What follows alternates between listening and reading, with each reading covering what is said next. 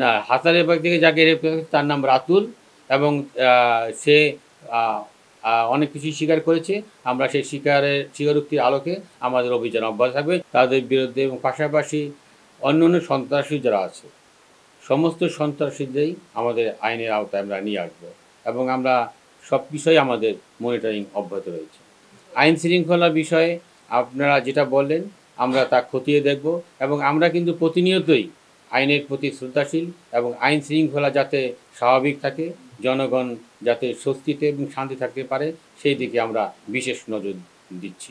আমরা চেষ্টা অব্যাহত রয়েছি। আমি আগেও বলেছি, কোনো সন্ত্রাসী আমাদের আইনের আওতা থেকে রক্ষা পাবে না।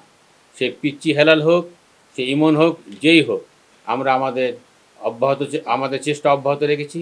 আইনের আওতায় আমরা অবশ্যই তাদেরকে নিয়ে আসবো। আমি মনে করি যে পুলিশ তার হারানো মনোবল অবশ্যই ফিরে পেয়েছে এবং তারা কাজের প্রতি তাদের যে আমাদের বর্তমান কমিশনার স্যার যে নির্দেশনা দিয়েছেন, তার নির্দেশনা আমরা অক্ষরে অক্ষরে পালন করছি এবং আমরা টহলসহ ডিবির যে কার্যক্রম, সেই কার্যক্রম আমরা আরও জোরদার করেছি। না, সব কিছুই ঢাকা থেকে গ্রেপ্তার হচ্ছে না। আমরা অনেক তথ্যের ভিত্তিতে কুমিল্লা থেকে, নারায়ণগঞ্জ থেকে, এমনকি আমরা যশোর, বিভিন্ন জায়গা থেকে যে আমাদের কাছে তথ্য আসে, সেই তথ্যের ভিত্তিতে আমরা মাদক বলেন, এই সমস্ত যেগুলি অবৈধ জিনিসপত্র, সেগুলি আমরা উদ্ধার করি। না, আমরা এই পর্যন্ত কোনো আমি আগেও বলেছি যে আমরা কোনো রাজনৈতিক বা কাউকেই আমরা ওইভাবে আমরা শেয়ার করি না। আমরা একজন চাঁদাবাজকে চাঁদাবাজ হিসেবে দেখি, একজন সন্ত্রাসীকে সন্ত্রাসী হিসেবে দেখি।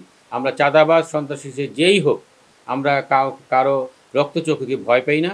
আমরা আমাদের আইনের আওতায় তাদেরকে গ্রেপ্তার হবে এবং আমাদের অভিযান অব্যাহত থাকবে।